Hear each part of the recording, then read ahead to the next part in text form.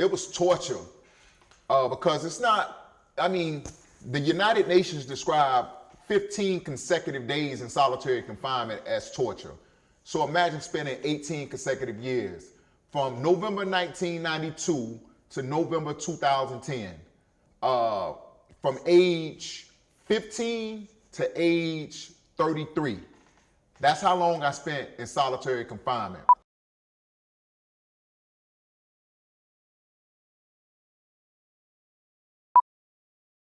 My brother John had been playing in the neighbor's yard since for a couple weeks, and the neighbor had complained to my mother about my brother playing in the yard, and the neighbor told my mother like, keep him from out of my yard or it's going to be a problem. So apparently, on this particular day of the incident, my mother was inside of the house. At the time, we were staying in a different projects. We were staying in Robles Park housing projects when I was an arm baby, and I found that to be just that distinction to be kind of crazy, because Robles Park became one of our biggest robberies of the neighborhood that I would move in later on down the line, which was Central Park Village. But my brother was playing in this lady's yard, and the lady hit my brother, and my brother ran into my mother's house and was crying. And my mother asked what had happened, and he told her that the neighbor had hit him. And my mother grabbed her gun and went and shot the lady. And this was from what I remember, in 1977, the year I was born. Wow, man. And from what I was told, your mom gets 3 years because of this incident. Yes. So instantly, you're born, your mother's taken away from you. But we have this superhero in your book, My Time Will Come, that I love. Your grandma, Linda Johnson. Talk to me about Grandma Lyndon Johnson and those moments that you had with her when she took you in because of this tragic moment.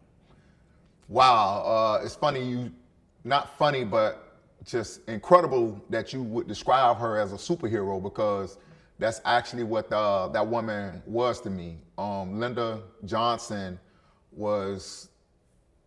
taught me the meaning of unconditional love, because she poured into me in ways that no one has ever poured into me before or since then. Linda was from Cordell, Georgia, a country town in the Peach State, and you know, my grandmother,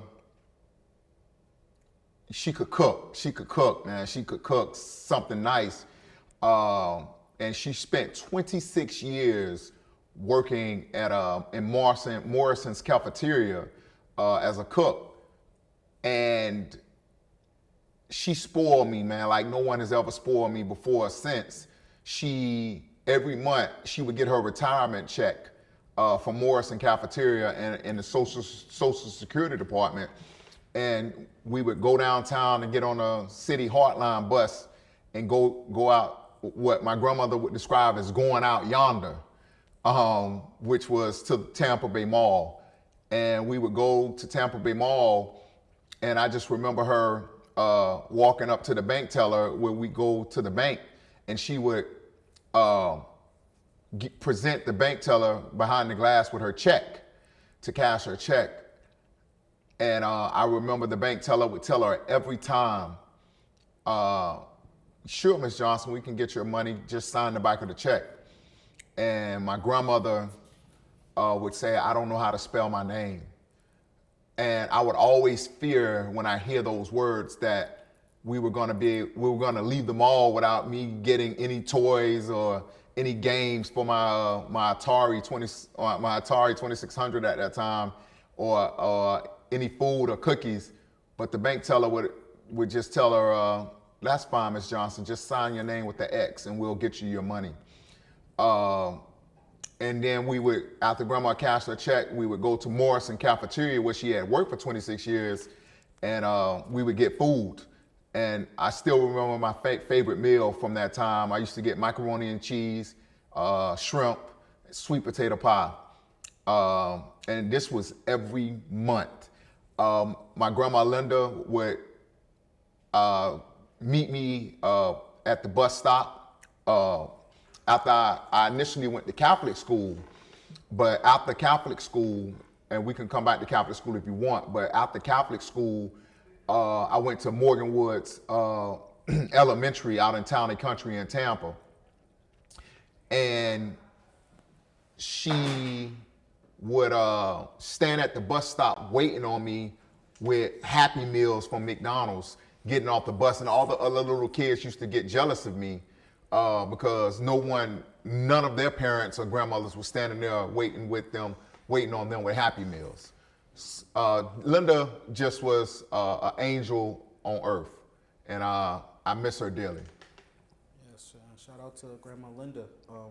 And you said when you were just talking that was some of the best moments of your life, but that moment only lasted 3 years. Right. Because eventually your mom comes back home, and you stated something in your book that really resonated with me. You said, Peggy made it clear to me from an early age that I was unwanted and I was a mistake. You also said that she told you, and I quote, "Your black ass ain't supposed to be here." Explain your complicated relationship with your mother and what life was like when she got out of prison. That's the great way to describe my relationship with my mother. It was complicated because she let me know in so many uncertain terms that not only was I an unwanted baby, but also that I wasn't supposed to be here. And I find that ironic that, that's partially the name of this podcast. My mother told me over and over that she had every intentions of having an abortion. And that if it wasn't for the neighborhood matriarch, Big Mama, who all the neighborhood looked up to for wisdom, imploring her to go through with the pregnancy and have a baby, then I would not be here. But I truly believe in my heart of hearts that I was meant to be here, that it was destiny for me to be born. And I'm thankful for my life, as complicated as it has been living it.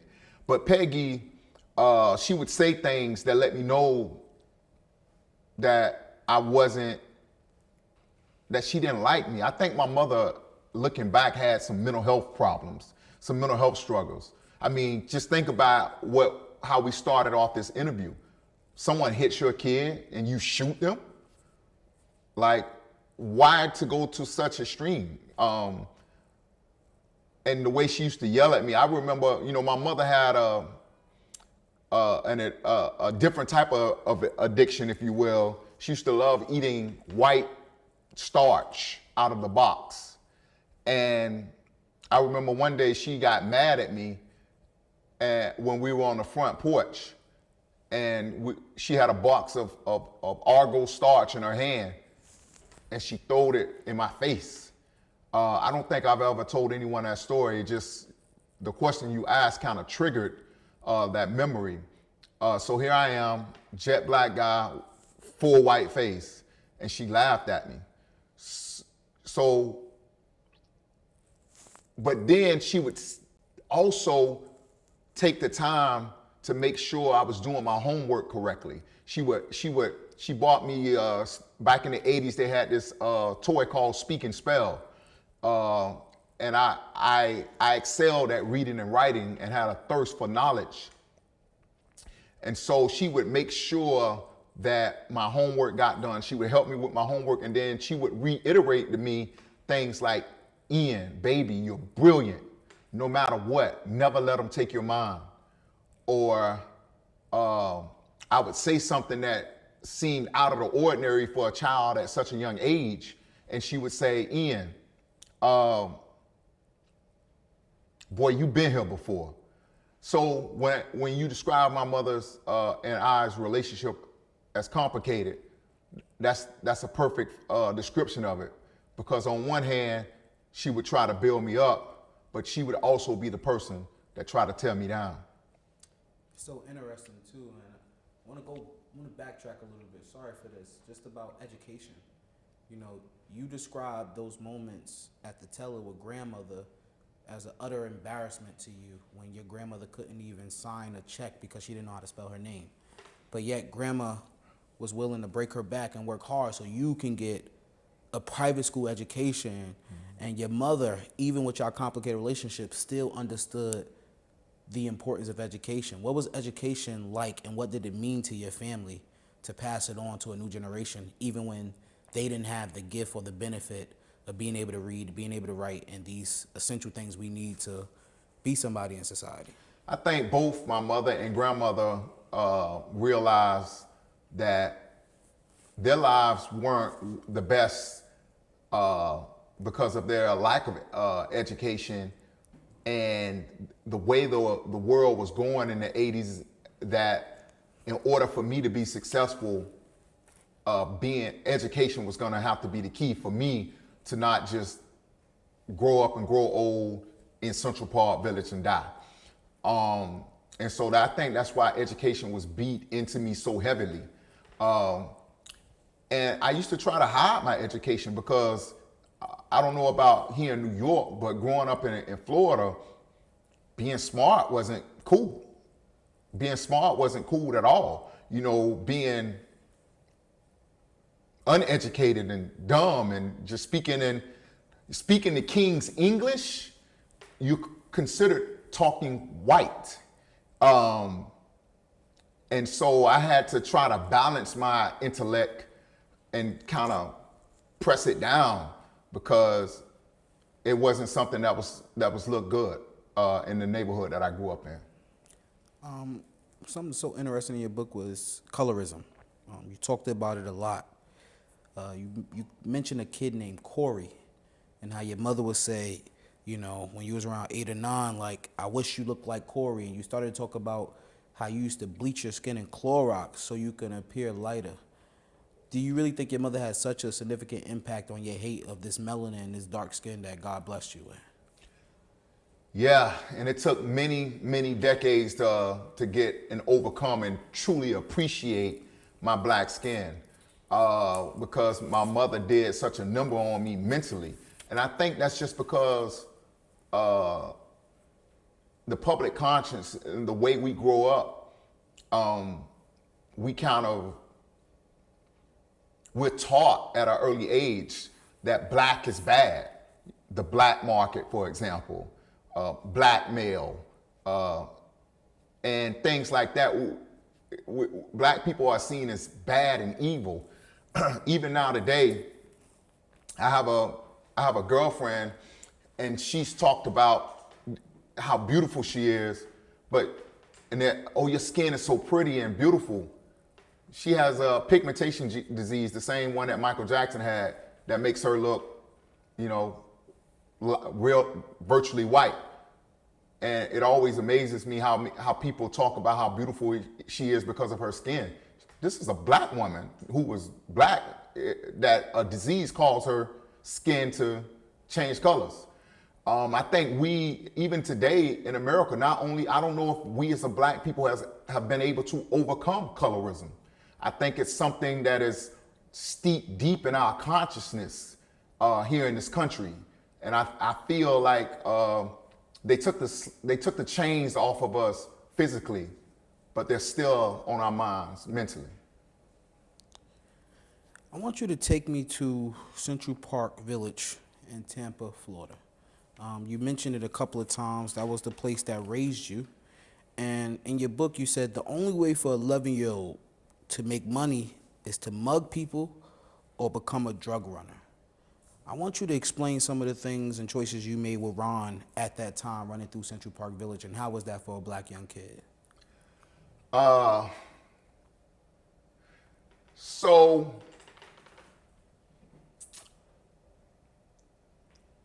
you know, growing up in Central Park Village, you know, it was an extremely violent neighborhood. It was one of the worst environments to raise a child in Tampa, Florida. And I started off committing petty crimes. But one day I made a decision before I committed my first crime. I never forget, I was in the Boys and Girls Club in Central Park Village, Boys and Girls Club that they had recently created in the late 80s. And I remember telling Ron, man, let's go downtown and look for a job. And he was like, a job? Who's gonna hire us? We're just jits. Jits is a Florida slang word for being a young kid. I said, don't worry about it, man. Just let me do the talking. He was like, all right, Jim, which is my nickname. So we went downtown Tampa looking for employment. And we walked into different stores and venues, but then we stumbled into the YMCA of Greater Tampa downtown, and we went into the gym. And I remember asking the lady at the desk, we're looking for a job. I'm 10 years old at the time, 10 or 11, excuse me. And the lady at the desk said, I'll let you talk to my manager. And the manager, who I still remember, was Sandy. Sandy came to me, and and I think about this to this day, all Sandy had to say was, how old are you? And I would have told him my age. By law, we wasn't old enough to work. And all he had to do was say, well, we can't hire you, you're too young. But I remember Sandy said, I asked Sandy, we're looking for a job. I said, we're looking for a job. You mind like interviewing us and hiring us? And he said, I can't hire you. I'm just the manager. But if you go right next door to the administrative office, they can assist you with a job. I went next door, and me and Ron walked in the office, and Nancy, the secretary, said, how can I help you guys? And I told her the same thing I just told Sandy. And she said, well, let me call my boss and see what he has to say. She got on the phone, called her boss, and he told her, give me a few minutes, I'm on another call, and then send him in my office.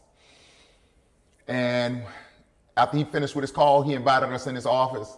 We sat down on 2 chairs in front of his desk. He introduced himself as Bob Gilbertson, the president of the YMCA's in Tampa. And Bob asked us, why were we here? And I said, we're looking for a job. And he said, well, what can you do? When you ask a 10, 11-year-old, what can you do?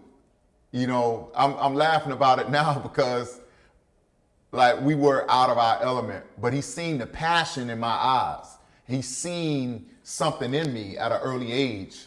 And I told him we could clean, man. We were great cleaners, and that we were dependable to show up every day. And he said, you know what? I'm going to give you a chance. And he hired us on the spot.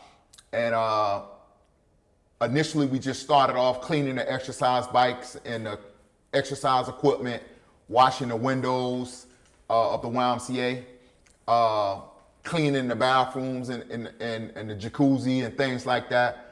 And after we built up trust, he in turn started inviting us to his house to be with his family.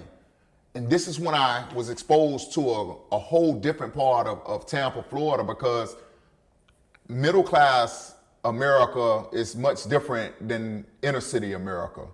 I got to see what a house actually looks like, and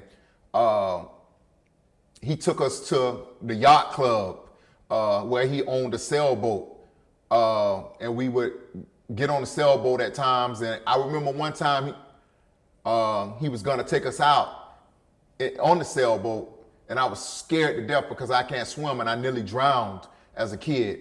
So I'm kind of petrified of deep water, and I was hoping that the storm didn't clear. And he was steady going to go in the water with us if the storm wouldn't have got as intense as it would have. Thank God the storm didn't let up. But one thing I remember from going to that yacht club was I was me and Ron, or just me, on the times I would go, was the only black faces there. Like, it was just so many white people, no blacks anywhere. And so I was exposed to a part of America and Tampa that I didn't know existed.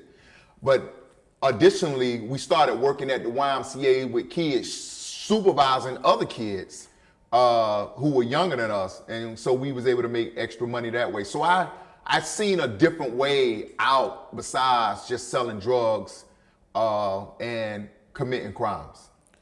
What roped you from that into starting making petty crimes? Well, I think, that's you're only at the job for a few hours. Then you have to go back to the reality of the environment that you're in consistently 24 hours a day, besides the little 4 to 6 hours that you're at work downtown. So I think seeing, the fast cash that was being made in the neighborhood, or the influence of my peers, through peer pressure, all those things contributed to me committing crimes, besides the fact that I had a job at the time. I was easily impressionable. I'm sitting here and I'm trying to think about Ian's life from birth to 12 years old. And I'm like, besides Grandma Linda, I'm just trying to look for a bright spot. I'm looking at these questions, and it just continues to be conflict after conflict, hurdle after hurdle. And one of the things that, really touched me throughout the book is where you talk about this horrible disease that your mother ended up getting. And I want you to explain what happened to Peggy. What was your thought process when you found out that diagnosis? And mentally, what it did to you? Because I know it's a complicated relationship, but through your words on your page, you love your mother. That's your mother. And even though there's a lot of bad things, I could still see her younger son advocating for her, loving her, and still listening to her in some of your toughest moments. And we're going to get through that also and throughout this interview. But talk to me about that disease and how does it affect your mom and your relationship?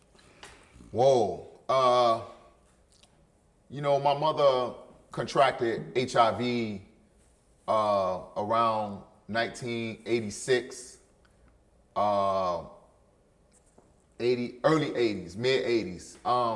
And, as a kid, I don't know if you fully comprehend how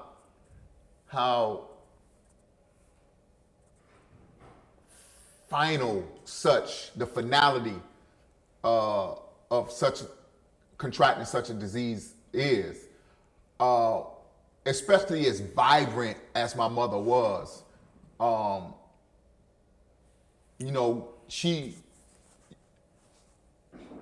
She was such a huge factor in my life. I thought nothing could defeat her. So listening and thinking, when my mother broke the news that she had contracted HIV, and she told me where she thought she got it from. She got it from a bisexual man named Herbert.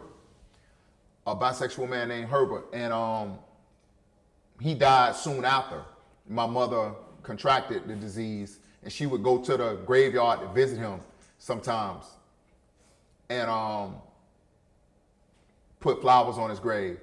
But then she began doing what she did, like fighting. She began to sign up for jobs like AIDS awareness, and she started distributing condoms throughout the neighborhoods and passing out pamphlets of information, and taking me with her to distribute these condoms and these AIDS pamphlets, and taking me to the AIDS quilt to sign our names on the AIDS quilt when it came to Tampa. And just sitting here remembering this stuff now, it's kind of almost like a therapy moment, because it's buried so deep in the crevices of my mind that it almost feels like therapy talking about it, because it kind of hurts to know that I lost my mother to such a painful disease, but it had an impact on me. Mom, mom made sure to tell me as a kid that, Ian, when you have sex, always use a condom, and make sure the condom, to this day I remember her words, make sure the condom has non-noxonol 9 in it, to kill any type of sperm or diseases that could be contracted. Make sure you read the back of the label. And I still do that to this day. I still do this to this day. Look at condoms, and I'm very protective of myself when it comes to sex. And thank God I've never contracted any STD in my 47 years of existence. 47, 48, I forget sometimes. Yeah, man. It really hurt to know that my mother contracted a disease that she couldn't come back from. Thank you for sharing that, Ian. I know that's not easy to do. I want to take the audience to July 27th, 1990, and I hope I'm correct on the date there. You are. What did 13-year-old Ian Manuel do on that day? 13-year-old Ian Manuel was sitting on his girlfriend's porch at the time, minding his business, and trying to convince my girlfriend at the time to go upstairs with me and have sex. And I just remember that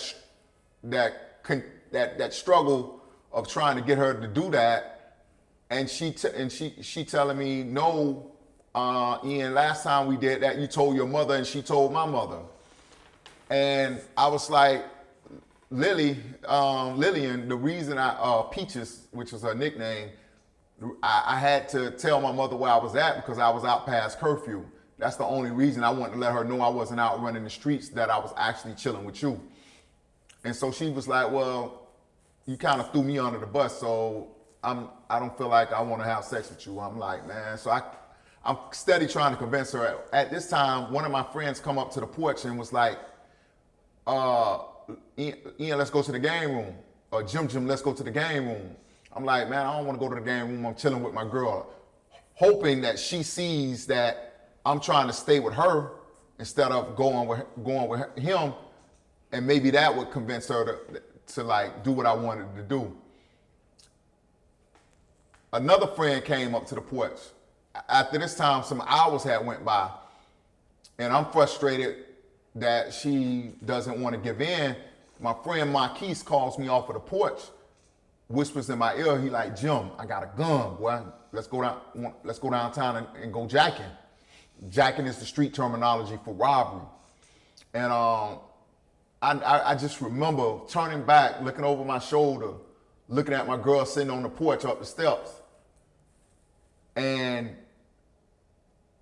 like, yeah, man, might as well. I remember saying, yeah, man, might as well, ain't nothing going on here. And I was said that hoping she would be like, Ian, no, come back. No, come back. Like change her mind. But that was my childlike imagination at work again. That's not how reality works. So we walked down the street. We met up with two other guys. The oldest being like 18. And we all set off downtown to go do a robbery. Once we were downtown, I remember these guys steady telling me, let's rob them. And they gave me the gun because they were, I was the one supposed to be with the heart and the courage. At least that's the way they portrayed it. But in all reality, I was the dumbest one to be talked into doing such a stupid crime. But I kept turning them down. Like, no, this is too much in the open, bro. We gonna get caught. And so after about an hour of this, everyone was frustrated with me because they thought I was stalling. And so we all sat down on the curb. And they said, the oldest guy said, Jim, if you're scared, just get a gun to somebody else. I says, No problem. I picked the gun up out of my shirt, out of my waistband, and gave it to Marquise. Marquise like, man, I don't want it home. He passed it to his cousin. He passed it to the oldest guy. So here we are sitting on this curb, passing this gun back and forth like a hot potato. No one wants to take the initiative until Marquise finally said, man, Jim, my dog Jim ain't scared, man. Man, get a gun to Jim, man. And we made a pact in that moment that the next person we approached, no matter if it was too much in the open or not, it was going down. And we turned around and we found ourselves in this parking lot. Right on the edge of the curb, it was a parking lot in downtown Tampa, close to Barnett Bank. And we seen a couple standing by a car. I think the lady was sitting on the car and the man was standing there talking to her. And we made an immediate plan. We getting them. So the oldest guy walked up and asked for change.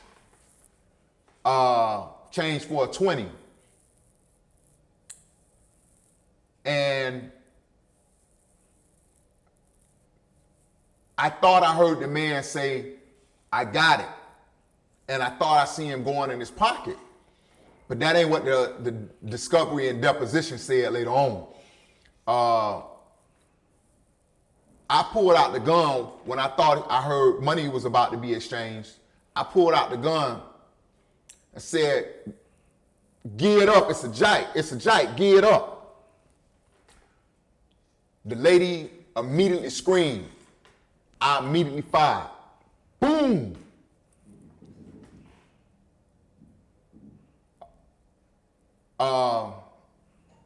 I didn't realize the lady was hit. A few other shots were fired.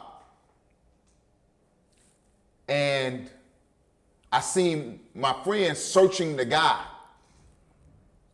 I turned around and ran. My friend Marquise caught up to me. He's like, hold up, Jim, hold up. We running back to Central Park, because Central Park is connected to downtown.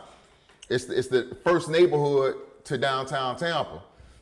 But I was always athletic and fast, so I had to slow down and let Marquise catch up. I turned around, I say, man, how much you got?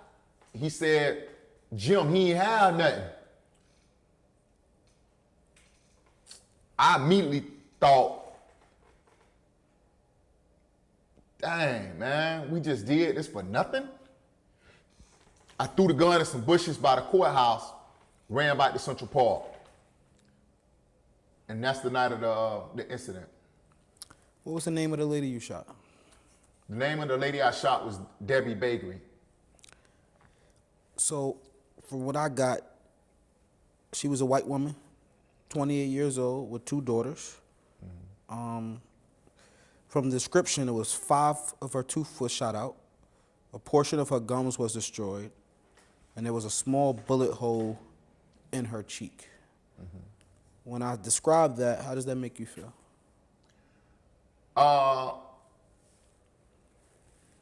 You know, knowing everything I've been through and how far me and Debbie have came since that moment, it still bothers me that it's something I did to another human being to cause them a lot of pain.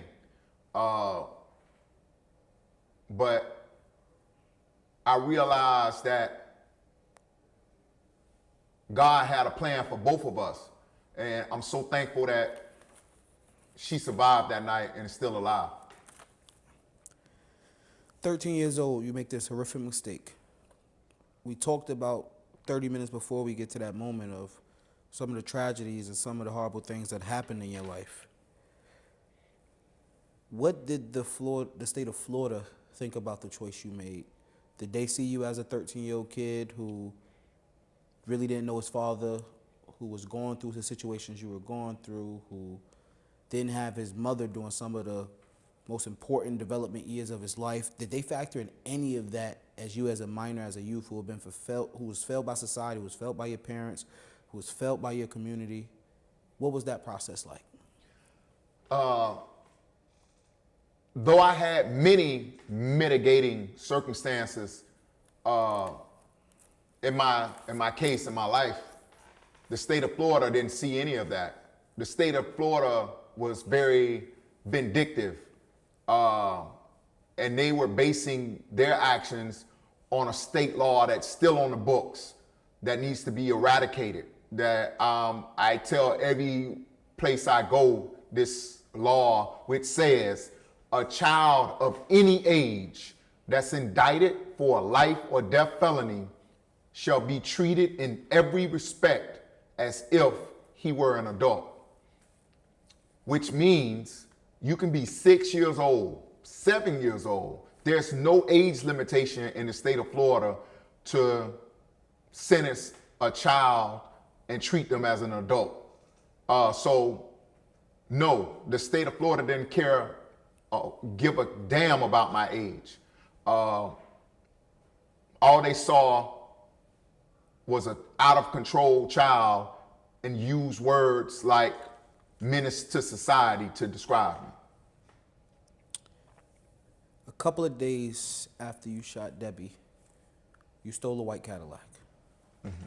Tell me that story, your thought process days after that crime. Why are you still in the streets? What happens? The story of the white Cadillac. Do you get caught? What officially happens where the law catches up to you? Yeah, this is a tough part of the story. And what makes this part of the story so tough is I live by a code of the streets, at least at that time, where, you know, snitching isn't something you should do. And here I am, ended up telling on myself. But let me just tell you what happened. So this particular day, I was with some older guys, and you know, one of them's dead now, Obi Myers, God bless the dead, Obi, and Ron. We ended up in a stolen white Fleetwood Cadillac, and we just driving around town, and the police got behind us. And we like, oh, man, he owned us, man. He owned us. So we started turning corners. Obi was driving the car, I think, and the police stayed behind us. So we like, man, this is what we gonna do. I'm gonna slow the car down, and we all gonna jump out. We're gonna run different ways. It's only one police officer. He can't catch all three of us. So we like, yeah, that's a good idea. Slowed the Cadillac down. I was in the back seat. Obi and Ron was in the front. Everybody jump out. When I jump out, my foot got caught under the bike tire. And I remember the police officer describing in his deposition, he thought my life was over. He thought the car was gonna run over me and kill me. But again, God had a plan for my life. As I'm going under the car and my foot is getting dried, I'm like, man, I gotta get away. And I snatched my foot from under the car tire and ran. I ran around the corner. Just so happened, he's already called for backup. And I was the first one to get caught. Thankfully, because they brought the K9s. After I'm already arrested, they let them dogs go on my homeboys. And I remember my homeboy jumped on top of in an apartment building. I'm in the back seat, driving.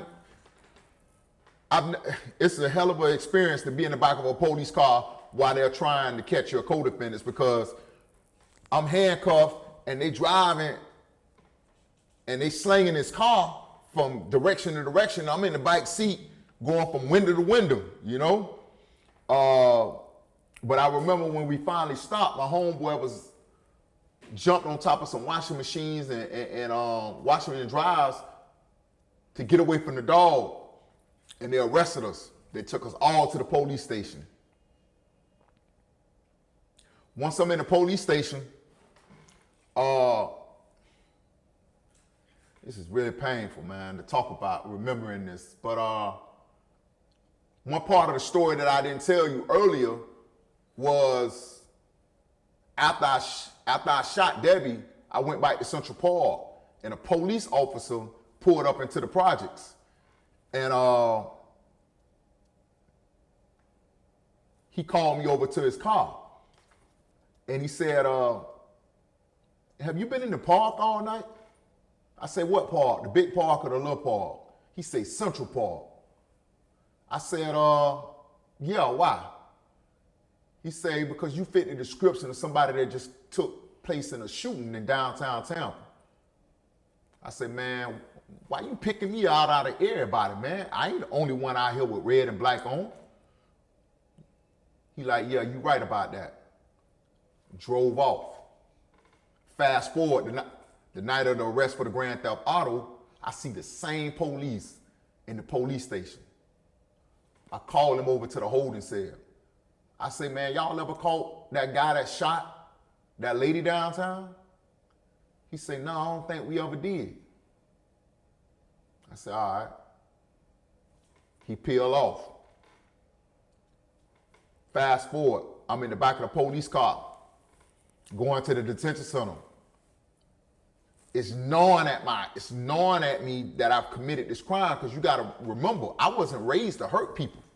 I wasn't raised to shoot nobody and cause physical damage and harm to a human being. It's gnawing at me, and the police we're having conversations, and he's like,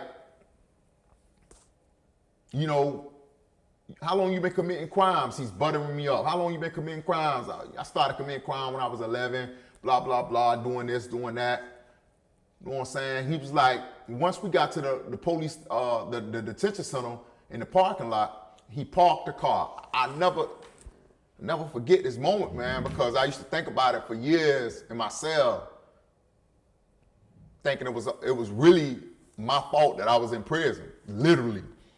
And he said, well, if you got anything else to tell me, just let me know and we'll let it stay in the car. I said, you know that lady that got shot downtown Tampa the other night? He said, yeah. I said, I'm the one who did it. Now, in his deposition, he says he immediately grabbed this Miranda card and read me my Miranda rights. That didn't happen. What he actually did was tell me, hold on, I gotta go into the detention center. I said, what you doing, man? Because you gotta think, I've been in the police station like 6 hours. It's like 12:30 at night. I'm ready to go in the holding cell, go to sleep, get processed so I can go to the dorm. He's like, I gotta go make a call. He went in the detention center, made a call, came back out, started the call. I said, man, where we going? He said, man, we gotta go back down to the police station, man. The detective wanna talk to you. And that's how I was officially charged with shooting Debbie in downtown Tampa. February 22nd, 1991. Brian Gonzalez. I don't like that name. Your court-appointed lawyer tells you should plead guilty. You had no indication of pleading guilty. That was the last thing you wanted to do. Right. What did he promise you, and why did you change your mind and plead guilty to the crime of shooting Debbie? My lawyer, Brian Gonzalez, told me that trial starts next week, Ian. We can't win. We had just got our motion to suppress evidence, which was my confession. We had just lost the motion to suppress evidence, which which it should have never been denied because we had great grounds. They questioned me without my parents being present. They gave me, on the way back to the police station, he stopped at Popeye's Chicken and got some chicken and coerced me through food. He did all the type of things you shouldn't do to a child. So my confession should have been suppressed, but it wasn't. I had a racist judge, in my opinion. And he said, listen, if you force the judge to go to trial when you are in fact guilty, he's gonna be mad and give you a life sentence. I said, well, I wanna go to trial, you know what I'm saying? He said, but I've talked to the judge and I've worked it out that if you do plead guilty, you'll get 15 years. I said, bro, I don't want to go to prison at all. You know, I don't know about you guys, but telling a 13-year-old who hasn't even been alive 15 years yet that he's going to get 15 years in prison, that sounds like a life sentence in and of itself. So I told him I wasn't doing it, man. I say, try to get me life probation. That's what you do, not knowing what I was asking for. Disappointed in my decision, he walked over to he hopped over because he was on crutches. He had tore his Achilles heel. He hopped over to my mother and told my mother whatever she told him, and she came over to the side of the jury box where I was sitting because they separated the juveniles from the adults. And she said, baby, listen to me. Listen to your lawyer. Plead guilty. Please do it for me. I don't want to see you die in prison for life. Please, just plead guilty. I sat there as a kid thinking about all the times my mother had told me to do something and I did the opposite and reaped the consequences of that decision because my mother was usually right. And not only that, my mother had went to prison before for doing the exact same thing. And in fact, from what I remember, it was the same type of gun, a 32 that my mother used. Yep. I had the same type of gun. So I thought my mother knew what she was doing by telling me to plead guilty. She went to her grave regretting that decision because I was not given 15 years. And I don't know if you want me to stop there or keep going with what actually happened. No, take me to the day you were sentenced and the time you got to hug your mother for the last time. Yeah, so that was February. April, I stood before the judge for sentencing. And I just remember bits and pieces about that day. But I remember, you know, the victim impact statement was made. I remember mitigating factors were presented by both Bob, the YMCA president, came to court to speak on my behalf, told him he trusted me around his wife and kids. I had never done anything like this, and that if he released me, he would give me a job at the YMCA, and that he didn't feel like I was a future threat to society.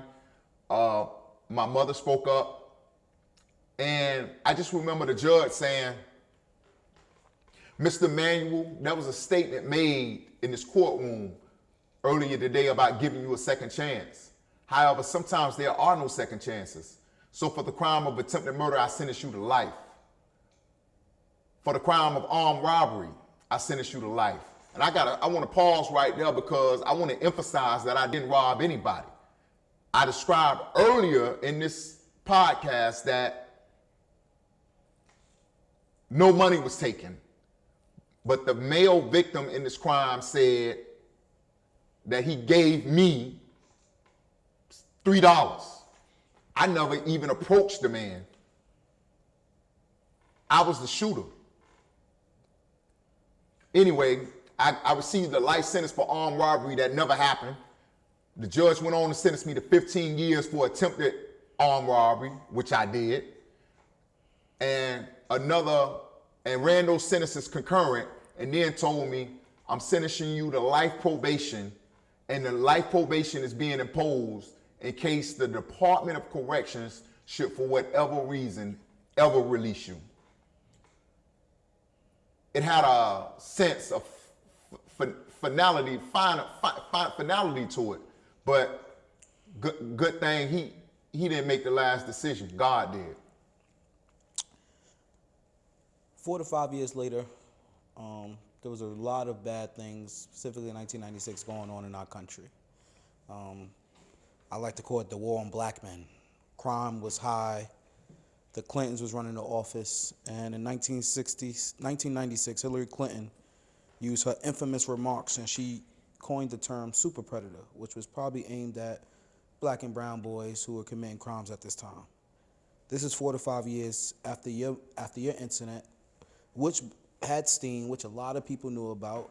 This 13-year-old boy, trialed as an adult, sentenced to life in jail. What did that moment make you feel like in jail? Do you think that she was talking to you? Were they using your story and the situation that you were in to attack a lot of black and brown children that was going through similar situations in their youth in the 90s?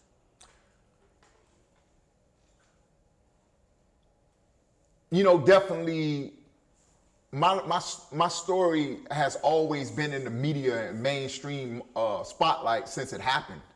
So it's highly probable that Hillary could have been thinking about a case like mine when she spoke, and used those infamous words describing what was a super predator, which came from a professor in America describing this term that has since been disproven. There was never a super predator that existed. It's one of those words that politicians use to kind of rile the public. And it goes back even further. You know, when the judge sentenced me, he used the word that he was wanting to make an example out of me. But what example did it set? I sat in prison and I constantly seen school shootings throughout America that continuously to happen. People continue to rob and jack people of a young age. It didn't change nothing except me and my life. So it's highly probable that Hillary could have been referencing or thinking about cases like mine. I just feel that term really impacted black youths in an adverse way, because the sentencing that happened in the 90s, where kids was being sentenced to hundreds and hundreds of years and life in prison, came from false terms like super predator. A lot of people have seen you in People magazine with Debbie as a beautiful photo. She even referred to you as her adopted son. And there was so much that you could learn from, I wouldn't just say your story, I would say you and Debbie's story about forgiveness, about faith, about love. And it's one of those things that a lot of people debate about, like how was Debbie able to find this warmth for you and the support and love for you? A lot of people think it starts where you're released from jail and there's a moment of you hugging her and y'all meeting each other. But for me, it starts in 1992. And this is 14 and 15-year-old Ian decides to reach out to this lady during the holidays that he shot in the face and just got a life sentence for. Talk to me about you and Debbie's relationship and why you decided a year after receiving life to do everything in your power to reach out to this lady. Yeah. In December of 1991, 1 year after, a little over a year after the crime had happened, I was sitting in the prison day room in an adult prison. I think we need to emphasize that. They didn't send me to juvie camp. Yeah. I went to adult prison. And I had my paperwork scattered out on the table with all of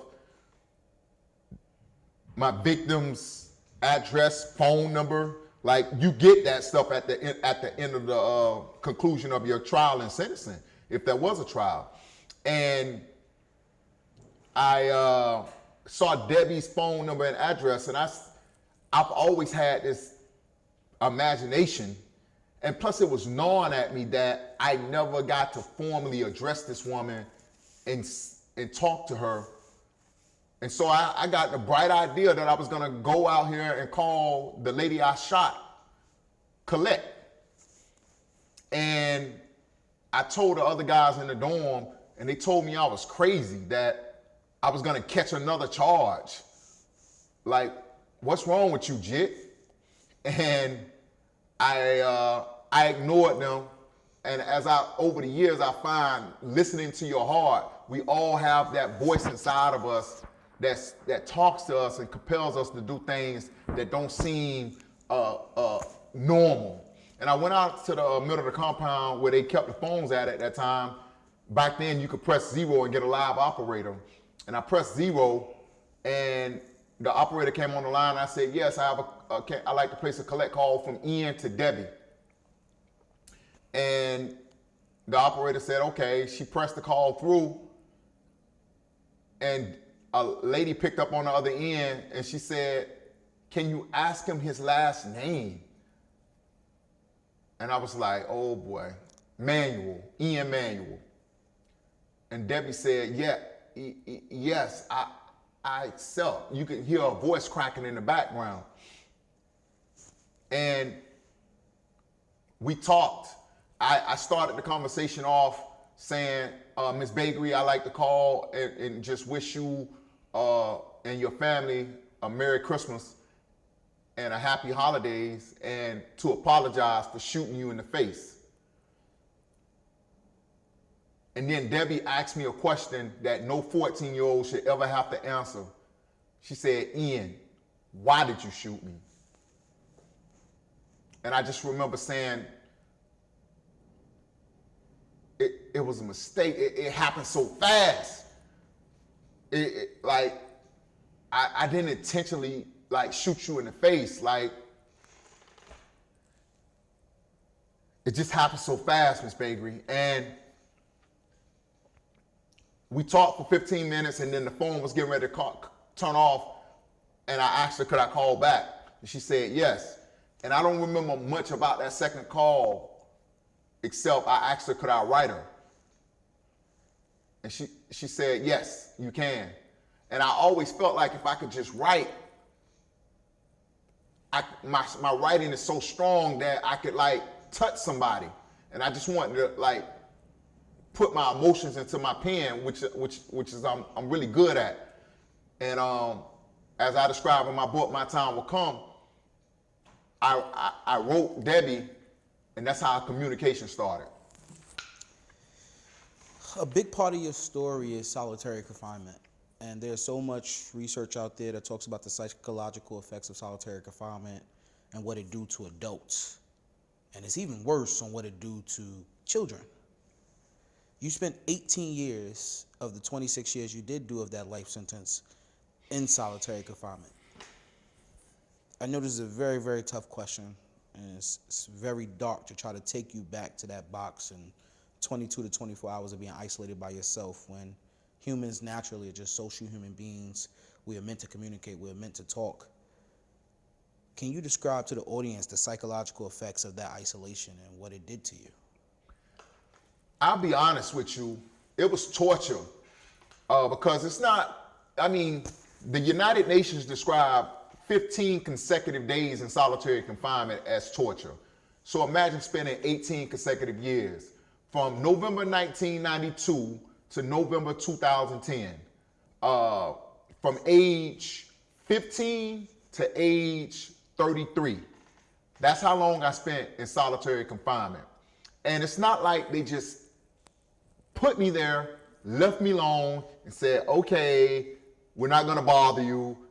No, it's psychological, physical, emotional, spiritual torture.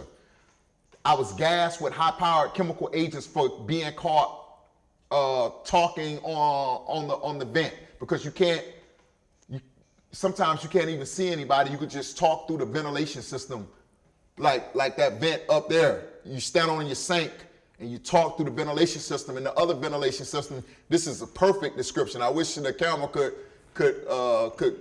pan, but like, so this cell has this ventilation system and that cell has that ventilation system. So we would stand on the sink and talk to each other. But if the officer caught you talking, your punishment was to be sprayed with high-powered chemical agents that they use on bears. And they would gas you, and the skin would, the gas would get on your skin and it would make you feel like you're being roasted alive. I implore you to like stand next to your oven with it on 350 degrees and with the oven door open, and stand next to it and you can feel that heat. That's what it feels like on your skin when that gas gets on your skin and you. But if you show any signs that this gas is burning you and hurting you, these sadistic correctional officers will hurt you even more. But if you psych yourself out and block the pain and show that it's not bothering you, it has the opposite effect. Oh, this brother crazy. We gonna leave him alone. So over time, I got that distinction that Manuel is not one to fuck with. He's crazy. Leave him alone so we ain't got to deal with him over time. But so I was tortured. I was injected with psychotropic meds that I didn't need. Some that would lock your muscles up, like Haldol or Thorazine. I was beaten, man. I was starved. There's pictures of me. I got pictures of me, man, where I look like I showed them to people in society, and they say, Ian, you look like a concentration camp survivor. I look back on that time of my life, and it was only my writing initially that sustained me. That's how I kept my brain alive, by writing. And with the books, I was able to get in solitary to survive, man. In the 26 years in prison, correct me if I'm wrong, you only received 3 visits, right? 1997, 2010, and 2015. Which feeling like, naturally, I'm assuming, I'm making an assumption here, correct me if I'm wrong, you're feeling like, wow, I don't have nobody to support me, I don't have family, and I'm stuck in solitary confinement. I'm a kid, my brain is developing, I'm getting used to these emotions. Tell me, how did that add to the pain of also being in solitary confinement? Man, that's a perfect point to touch on, because it's what motivated me, man. I felt like it was me against the world, for real. You know what I'm saying? And that's why I know I'm a legend, because I seen dudes take their lives. I seen niggas that couldn't stand that pain. Niggas be talking about like they living that life. I know what it's like to really live that life, man, and really be you against the world, man. And it motivated me. I constantly dreamed that I wasn't gonna die in prison. I used to tell the officers, man, and people, man, I'm not dying in here. I'm not dying in prison, man. I'm a superstar. I'm a superstar, man. I'm telling you, I'm gonna get out of prison. I'm gonna be something. I'm gonna be somebody. I'm gonna write a book. They're gonna make a movie about my life, man. I'm gonna be on all the news stations. I'm telling you. Like, and they told me that I was crazy, that I was the word that I hate. You're delusional. It was very hard, but those 3 visits really picked my spirits up. The 3 personal visits I received really picked my spirits up. And I used to, once I finally got out of solitary confinement, I used to stand on the compound. I used to stand on the compound and look up at the visiting park and see people coming to visit people. And I remember saying to myself, nobody don't want to come see me for free now. Someday they're going to have to pay to come see me. And that's why I feel good when I get these paid speaking engagements to travel the country and share my story with audiences and try to deter people from following my footsteps, but also inspire audiences to show that you can come back and bounce back from anything. Now, I will be I don't want to call myself a journalist and disrespect real journalists, but I would say interviewer if the audience is like, how the heck is Ian sitting in his chair right now having this interview? How did he get out?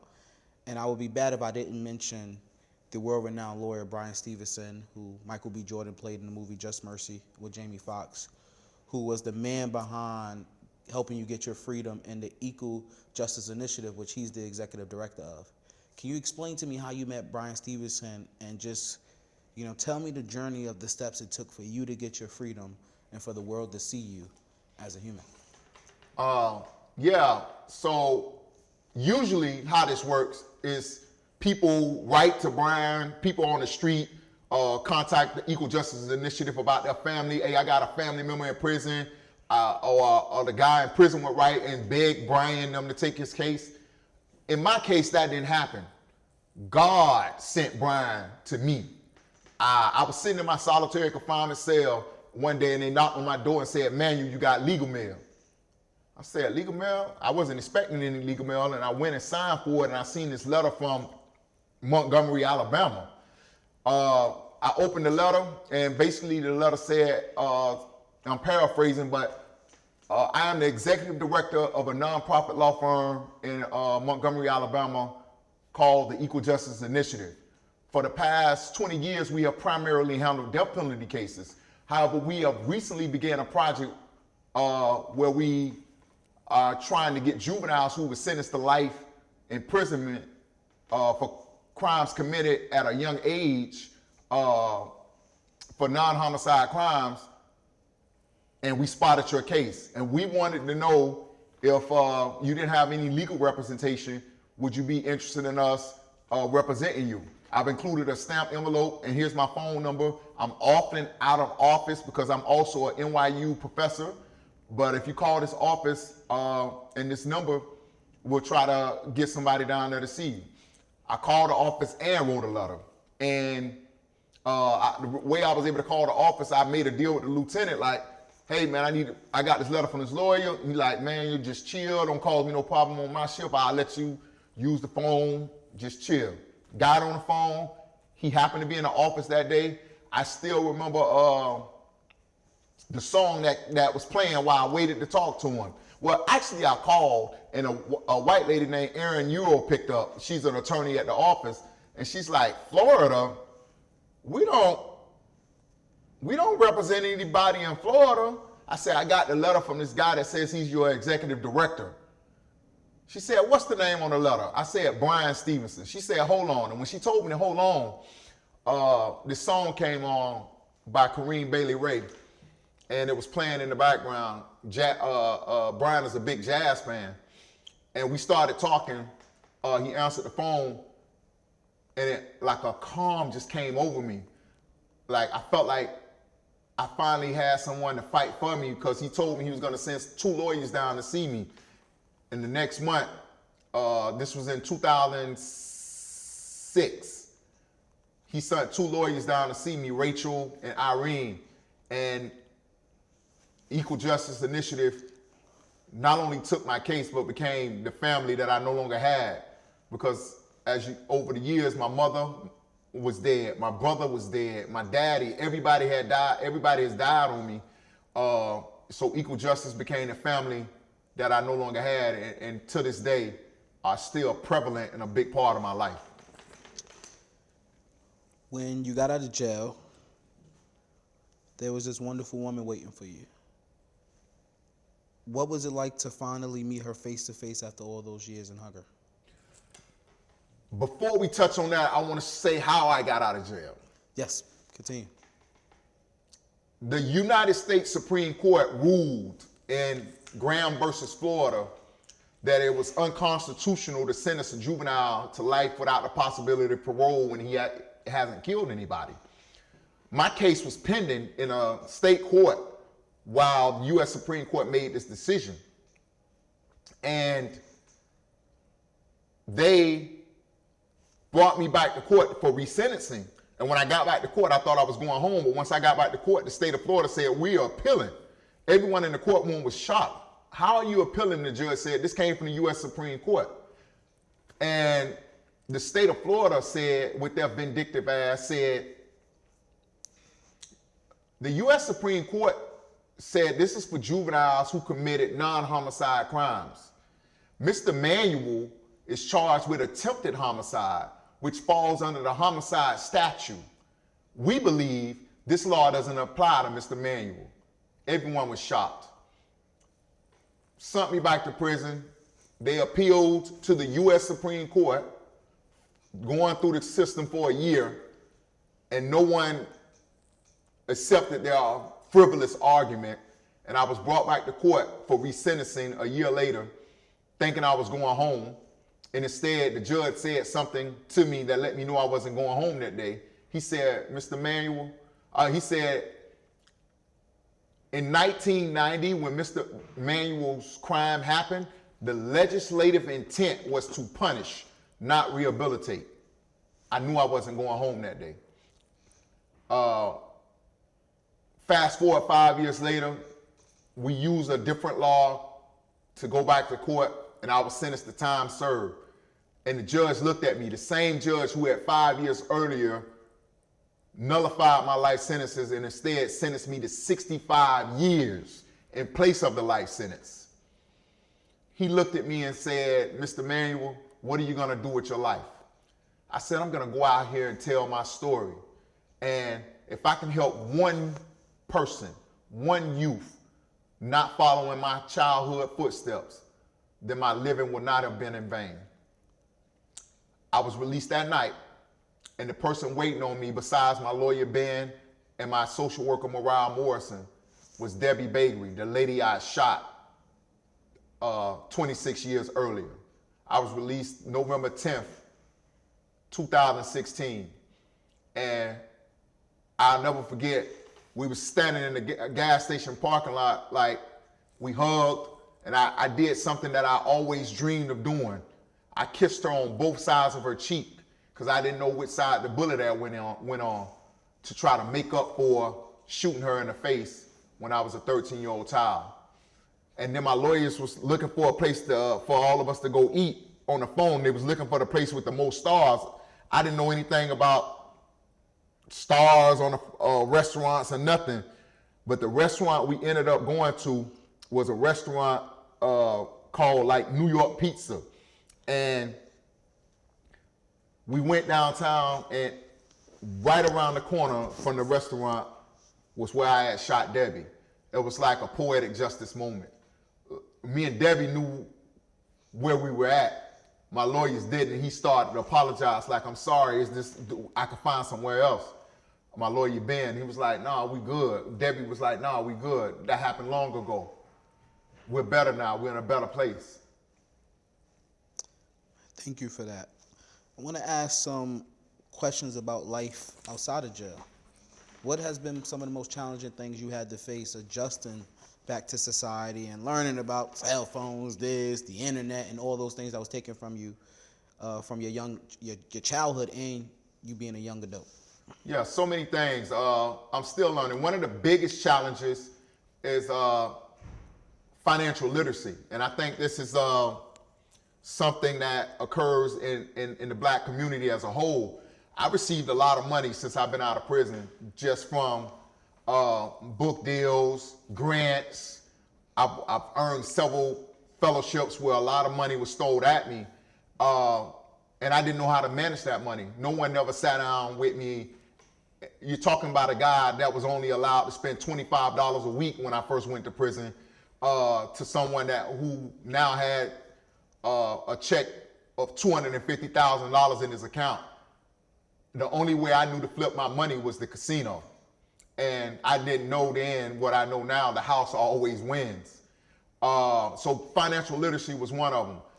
And then having the stigma of being a Black male trying to enter the job market, trying to find housing.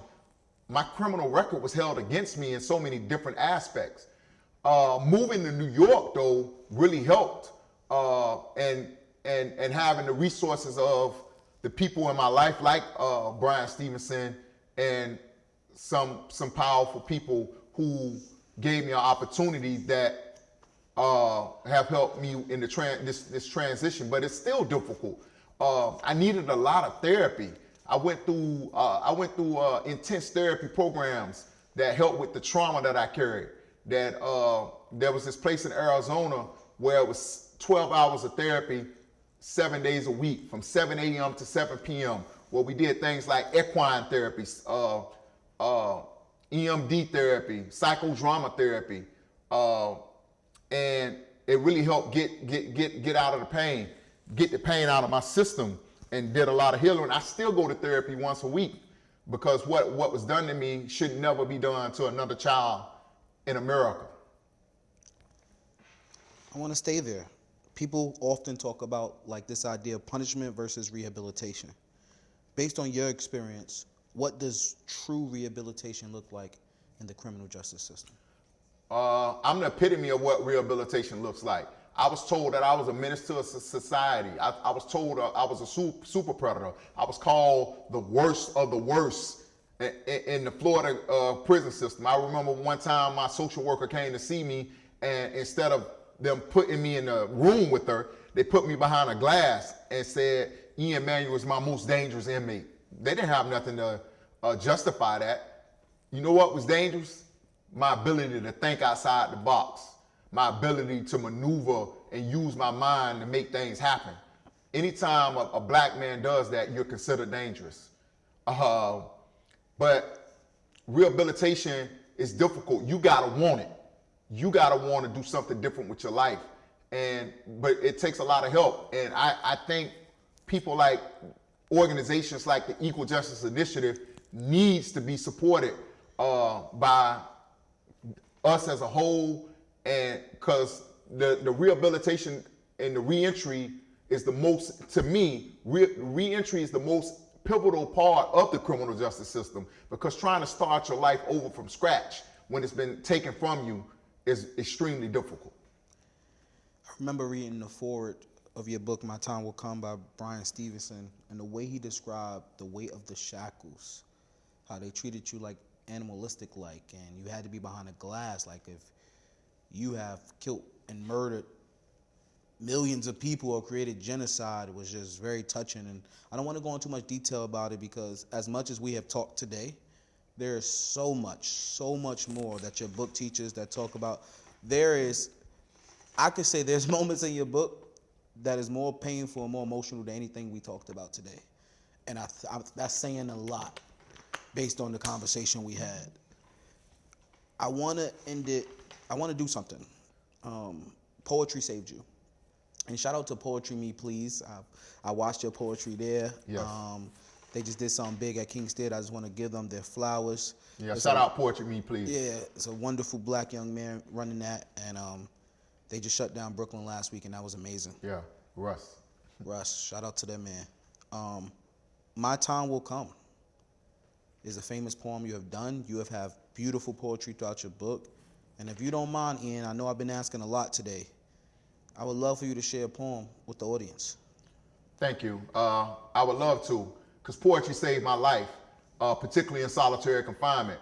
Albert Einstein says, imagination is more important than knowledge. And it was my imagination that sustained me. And after my sentencing, where the judge sentenced me to 65 years after he voided my life sentences, I went back to my cell feeling very distraught and hurt. But I wrote a poem, and it was a futuristic, prophetic poem, and I'd like to share it with you and your audience today because it shows my resiliency and how I never gave up. It says, I promise you, the brunt of my oppression has a purpose, and the same person that you persecute will one day be worshipped. Though I stand before you bare-chested and shirtless, with my soul and emotions naked, just wanting to be nurtured. Yeah, despite the desperation, desertion, and hurting, my time gonna come.